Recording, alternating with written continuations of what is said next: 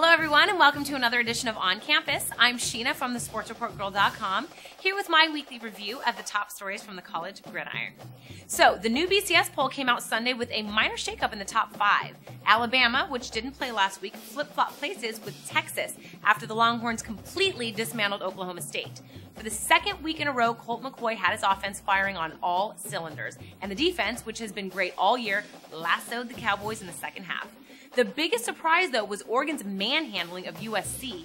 The Ducks, led by quarterback Jeremiah Masoli, racked up over 600 yards of total offense, and their defense, riddled with injuries in the secondary, contained the Trojans' aerial attack most of the night.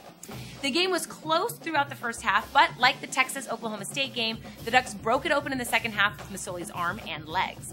Suffering their second loss of the season, the Trojans fell all the way to number 12 in the latest BCS poll, opening the door for Cincinnati to leapfrog the Horned Frogs and Broncos, both of whom remained in their previous week's positions.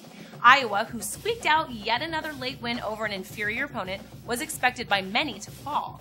But now that the computers no longer recognize margin of victory, the Hawkeyes were able to hold on at number 4. In other news, the commissioner of the Southeastern Conference finally decided he's had enough of his coaches speaking out publicly against the poor performance of his officials. The primary culprit this season has been Lane Kiffin, though Arkansas's Bobby Petrino was outspoken after his team's loss to Florida a couple weeks back. The new mandate allows the commissioner to bypass reprimands in favor of fines and suspensions. But not surprisingly, with Tennessee and Arkansas winning big last week, both the commissioner and his coaches had little to complain about.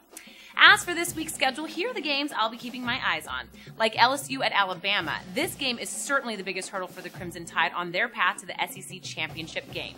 Should they fail, the Tigers will be poised for a rematch with the Gators in Atlanta. Which begs the question, what would the BCS do if a one-loss LSU emerged from the SEC? Would they automatically make it to the title game?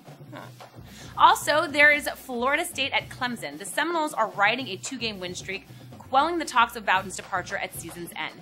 Meanwhile, Clemson has won 3 straight and is still very much alive in the ACC title hunt. Can Bobby continue the turnaround, or will the Tigers scratch out another win? Next, we have Oregon at Stanford, a huge game for the Pac-10. Will the Ducks suffer a letdown after their big win over the Trojans? Can the Cardinals strike a fatal blow to the Ducks with their power run game? And finally, there's Ohio State at Penn State. Should the Hawkeyes stumble, and you gotta believe there is a decent chance they eventually will, this game will go a long way to determine who wins the Big Ten. Okay, guys, that is it for this week, but be sure to check out my daily rants at thesportsreportgirl.com and truefan.com. And as always, you can follow me on Twitter. See you next week. Bye.